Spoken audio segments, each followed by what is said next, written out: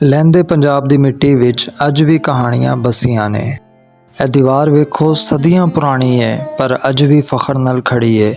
ਹਰ ਦਰਾੜ, ਹਰ ਇੱਟ ਉਸ ਵਕਤ ਦੀ ਗਵਾਹ ਹੈ ਜਿੱਥੇ ਰੱਬ ਦੇ ਬੰਦੇ ਪਿਆਰ ਤੇ ਸੇਵਾ ਦਾ ਪੈਗਾਮ ਫੈਲਾਉਂਦੇ ਰਹੇ।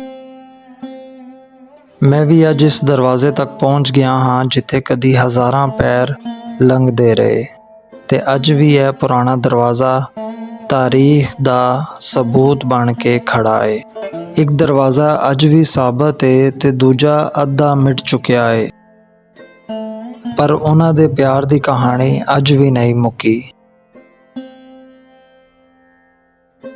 ਅੰਦਰ ਜਾਂਦੇ ਹਾਂ ਤੇ ਲੱਗਦਾ ਹੈ ਜਿਵੇਂ ਵਕਤ ਰੁਕ ਗਿਆ ਹੋਵੇ। ਇਹ ਦੀਵਾਰਾਂ, ਇਹ ਥਾਵਾਂ, ਸਭ ਕੁਝ ਬਾਬਾ ਬੂਮਨ ਸ਼ਾਹ ਜੀ ਦੇ ਪਿਆਰ ਦਾ ਅਹਿਸਾਸ ਕਰਾਉਂਦੀਆਂ ਨੇ।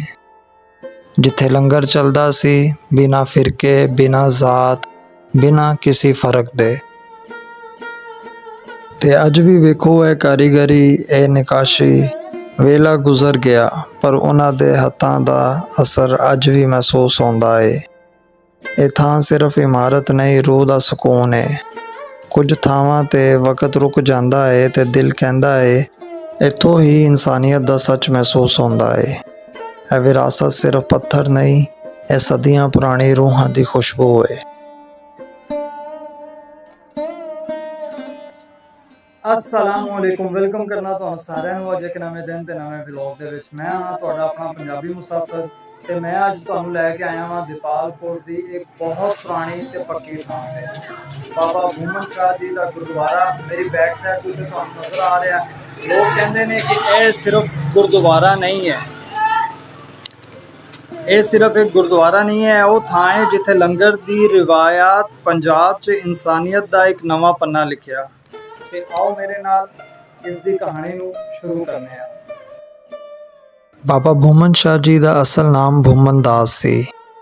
ਜਨਮ ਹੋਇਆ ਉਹਨਾਂ ਦਾ ਲਗਭਗ ਸਨ 1687 ਵਿੱਚ ਇੱਕ ਹਿੰਦੂ ਅਰੋੜਾ ਘਰਾਣੇ ਵਿੱਚ। ਬਚਪਨ ਤੋਂ ਹੀ ਉਹਨਾਂ ਨੂੰ ਰੂਹਾਨੀਅਤ ਤੇ ਇਨਸਾਨੀ ਪਿਆਰ ਦਾ ਸ਼ੌਕ ਸੀ। ਜਵਾਨ ਹੋਣ ਲੱਗੇ ਤਾਂ ਉਹਨਾਂ ਦੀ ਮੁਲਾਕਾਤ ਹੋਈ ਬਾਬਾ ਪ੍ਰੀਤਮ ਦਾਸ ਜੀ ਨਾਲ, ਜੋ ਉਦਾਸੀ ਪੰਥ ਦੇ ਵੱਡੇ ਸੰਤ ਸਨ ਤੇ ਬਾਬਾ ਗੁਰੂ ਨਾਨਕ ਦੇਵ ਜੀ ਦੇ ਪੁੱਤਰ ਬਾਬਾ ਸ੍ਰੀ ਚੰਦ ਜੀ ਦੀ ਪਰੰਪਰਾ ਚੋਂ ਸਨ। ਬਾਬਾ ਪ੍ਰੀਤਮ ਦਾਸ ਜੀ ਦੀ ਸੰਗਤ ਵਿੱਚ ਆ ਕੇ ਬੂਮਨ ਦਾਸ ਨੂੰ ਰੱਬ ਦੇ ਰਸਤੇ ਦੀ ਸਮਝ ਆਈ। ਉਹ ਦੁਨੀਆ ਦੀ ਲਾਲਚ ਤੇ ਸ਼ੌਕਾਂ ਤੋਂ ਦੂਰ ਹੋ ਗਏ ਤੇ ਆਪਣੀ ਜ਼ਿੰਦਗੀ ਰੱਬ ਦੀ ਯਾਦ ਤੇ ਇਨਸਾਨੀ ਸੇਵਾ ਲਈ ਵਕਫ ਕਰ ਦਿੱਤੀ। ਬਾਬਾ ਬੂਮਨ ਸ਼ਾਹ ਜੀ ਦਾ ਪੈਗਾਮ ਸਿੱਧਾ ਪਰ ਗਹਿਰਾ ਸੀ।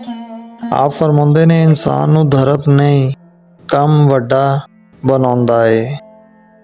ਉਹ ਹਰ ਕਿਸੇ ਨੂੰ ਲੰਗਰ ਖਿਲਾਉਣ ਵਾਲੇ ਤੇ ਸਭ ਨੂੰ ਬਰਾਬਰ ਸਮਝਣ ਵਾਲੇ ਸੰਤ ਸਨ। ਬਾਬਾ ਬੂਮਨ ਸ਼ਾਹ ਜੀ ਨੇ ਆਪਣੀ ਸਾਰੀ ਜ਼ਿੰਦਗੀ ਪਿਆਰ, ਸੇਵਾ ਤੇ ਇਨਸਾਨੀ ਬਰਾਬਰੀ ਲਈ ਵਫਾਦਾਰੀ ਨਾਲ ਗੁਜ਼ਾਰ ਦਿੱਤੀ। ਇਹੋ ਹੀ ਪੁਰਾਣਾ ਕਿਲਾ ਹੈ ਜਿੱਥੇ ਬਾਬਾ ਬੂਮਨ ਸ਼ਾਹ ਜੀ ਦਾ ਲੰਗਰ ਖਾਨਾ ਹੋਇਆ ਕਰਦਾ ਸੀ। ਇਹ ਦੀਵਾਰਾਂ ਅੱਜ ਵੀ ਉਹਨਾਂ ਦਿਨਾਂ ਦੀ ਗਵਾਹ ਨੇ, ਜਦੋਂ ਹਰ ਮੁਸਾਫਰ ਨੂੰ ਬਿਨਾਂ ਪੁੱਛੇ ਰੋਟੀ, ਚਾਹ ਤੇ ਪਿਆਰ ਮਿਲਦਾ ਸੀ। ਅੱਜ ਜਦੋਂ ਵੀ ਹਵਾ ਇਹਨਾਂ ਦੀਵਾਰਾਂ ਤੋਂ ਲੰਘਦੀ ਏ ਤਾਂ ਲੱਗਦਾ ਏ ਜਿਵੇਂ ਬਾਬਾ ਜੀ ਦਾ ਪੈਗਾਮ ਅੱਜ ਵੀ ਗੂੰਜ ਰਿਹਾ ਹੋਵੇ। ਲੰਗਰ ਸਭ ਦਾ ਏ, ਸੇਵਾ ਸਭ ਲਈ ਏ। ਹੁਣ ਵੇਖੋ ਇਹ ਦੀਵਾਰਾਂ, ਹਰ ਦੀਵਾਰ ਤੇ ਰੰਗਾਂ ਦੀ ਕਹਾਣੀ ਲਿਖੀ ਹੋਈ ਏ। ਇਹ ਫਰੈਸਕੋ ਪੇਂਟਿੰਗ ਬਹੁਤ ਪੁਰਾਣੀ ਹੈ। ਕਈ ਜਗ੍ਹਾ ਮਰਦ ਤੇ ਔਰਤਾਂ ਦੀ ਤਸਵੀਰਾਂ ਜੋ ਉਸ ਜ਼ਮਾਨੇ ਦੀ ਜ਼ਿੰਦਗੀ ਦਾ ਰੰਗ ਦਿਖਾਉਂਦੀਆਂ ਨੇ। ਕੁਝ ਜਗ੍ਹਾ ਸੰਤਾਂ ਦੀ ਸੰਗਤ ਤੇ ਕੁਝ ਜਗ੍ਹਾ ਤੇ ਪਿਆਰ ਤੇ ਮੁਹੱਬਤ ਦਾ ਰੰਗ। ਇਹ ਤਸਵੀਰਾਂ ਸਮਝਾਉਂਦੀਆਂ ਨੇ ਕਿ ਉਸ ਵਕਤ ਦਾ ਇਨਸਾਨ ਪਿਆਰ ਤੇ ਜ਼ਿੰਦਗੀ ਦਾ ਅਹਿਸਾਸ ਸਮਝਦਾ ਸੀ। ਅੱਜ ਇਹ ਰੰਗ ਮੱਧਮ ਜ਼ਰੂਰ ਨੇ, ਪਰ ਉਹਨਾਂ ਦੀ ਰੂਹ ਅੱਜ ਵੀ ਇਹਨਾਂ ਦੀਵਾਰਾਂ ਵਿੱਚ ਵਸਦੀ ਹੈ। ਇਸ ਗੁਰਦੁਆਰੇ ਦੇ ਅੰਦਰ ਬਾਬਾ ਜੀ ਦੀ ਸਮਾਧੀ ਵੀ ਹੈ ਤੇ ਉਹਨਾਂ ਦੇ ਚੇਲੇ ਮਹੰਤਨ ਦੀ ਵੀ। ਇੱਕ ਵੇਲਾ ਅਜਿਹਾ ਵੀ ਸੀ ਜਦੋਂ ਇੱਥੋਂ ਹਰ ਦਿਨ ਲੰਗਰ ਲੱਭਦਾ ਸੀ। ਮੁਸਾਫਰ ਟਿਕਦੇ ਸਨ ਤੇ ਧਰਮਸ਼ਾਲਾ ਵਿੱਚ ਰਹਿੰਦੇ ਸਨ। ਦਰਬਾਰ, ਲੰਗਰ ਖਾਨਾ ਤੇ ਸਮਾਧ, ਇਹ ਪੂਰਾ ਕੰਪਲੈਕਸ ਇਨਸਾਨੀਅਤ ਦਾ ਮਰਕਜ਼ ਸੀ। ਲੰਗਰ ਇਤਨਾ ਵੱਡਾ ਹੁੰਦਾ ਸੀ ਕਿ ਆਸ-ਪਾਸ ਦੇ ਪਿੰਡਾਂ ਵਾਲੇ ਵੀ ਮਦਦ ਕਰਨ ਆਉਂਦੇ ਸਨ। ਹਰ ਜ਼ਮੀਨਦਾਰ ਉਹਨਾਂ ਦੇ ਲੰਗਰ ਵਿੱਚ ਹਿੱਸਾ ਪਾਉਂਦਾ ਸੀ ਤੇ ਇਹ ਲੰਗਰ ਸਿਰਫ ਸਿੱਖ ਨਹੀਂ, ਹਿੰਦੂ ਮੁਸਲਿਮ ਸਭ ਲਈ ਖੁੱਲ੍ਹਾ ਸੀ। ਬਾਬਾ ਜੀ ਕਹਿੰਦੇ ਸਨ, ਜਿਸ ਥਾਲ ਵਿੱਚ ਸਭ ਇਨਸਾਨ ਇਕੱਠੇ ਬੈਠ ਕੇ ਖਾਂਦੇ ਨੇ, ਉਹ ਥਾਲ ਰੱਬ ਦਾ ਮੰਦਰ ਬਣ ਜਾਂਦਾ ਏ। ਬਾਬਾ ਬੋਮਨ ਸ਼ਾਹ ਜੀ ਨੇ ਲੰਗਰ ਦਾ ਉਹ ਰਿਵਾਜ ਸ਼ੁਰੂ ਕੀਤਾ ਜੋ ਸਿਰਫ ਰੋਟੀ ਨਹੀਂ, ਪਿਆਰ ਦਾ ਪ੍ਰਸਾਦ ਸੀ। ਲੋਕ ਕਹਿੰਦੇ ਨੇ ਕਿ ਕਦੀ ਵੀ ਕੋਈ ਮੁਸਾਫਿਰ ਜਾਂ ਕੋਈ ਵੀ ਇਨਸਾਨ ਇੱਥੋਂ ਭੁੱਖਾ ਵਾਪਸ ਨਹੀਂ ਗਿਆ। ਅਜੇ ਥਾਂ ਉਜੜੀ ਜ਼ਰੂਰ ਲੱਗਦੀ ਹੈ, ਦੀਵਾਰਾਂ ਪੁਰਾਣੀਆਂ ਨੇ, ਟੁੱਟੀਆਂ ਹੋਈਆਂ ਨੇ, ਪਰ ਬਾਬਾ ਬੋਮਨ ਸ਼ਾਹ ਜੀ ਦੀ ਰੂਹ ਅੱਜ ਵੀ ਇੱਥੇ ਮਹਿਸੂਸ ਹੁੰਦੀ ਹੈ। ਬਾਬਾ ਬੋਮਨ ਸ਼ਾਹ ਜੀ ਦੀ ਜ਼ਿੰਦਗੀ ਸਾਨੂੰ ਇਹ ਸਿਖਾਉਂਦੀ ਹੈ ਕਿ ਸੇਵਾ ਸਿਰਫ ਮੰਦਰ, ਮਸਜਿਦ ਜਾਂ ਗੁਰਦੁਆਰੇ ਤੱਕ ਨਹੀਂ, ਸੇਵਾ ਉਹ ਹੈ ਜਿੱਥੇ ਇਨਸਾਨ ਲਈ ਖੜਾ ਹੋਵੇ।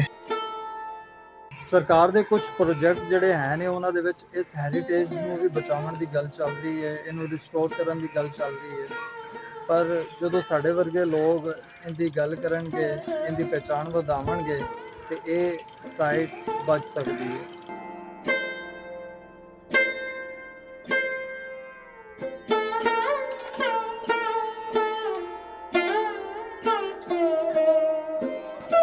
ਦੋਸਤੋ, ਬਾਬਾ ਬੋਮਨ ਸ਼ਾਹ ਜੀ ਦਾ ਪੈਗਾਮ ਹੈ ਕਿ ਪਿਆਰ ਕਰੋ, ਸੇਵਾ ਕਰੋ ਤੇ ਇਨਸਾਨੀਅਤ ਨੂੰ ਜ਼ਿੰਦਾ ਰੱਖੋ। ਜੇ ਵੀਡੀਓ ਪਸੰਦ ਆਈ ਹੈ, ਇਹਨੂੰ ਲਾਈਕ, ਸ਼ੇਅਰ ਤੇ ਕਮੈਂਟ ਜ਼ਰੂਰ ਕਰਨਾ।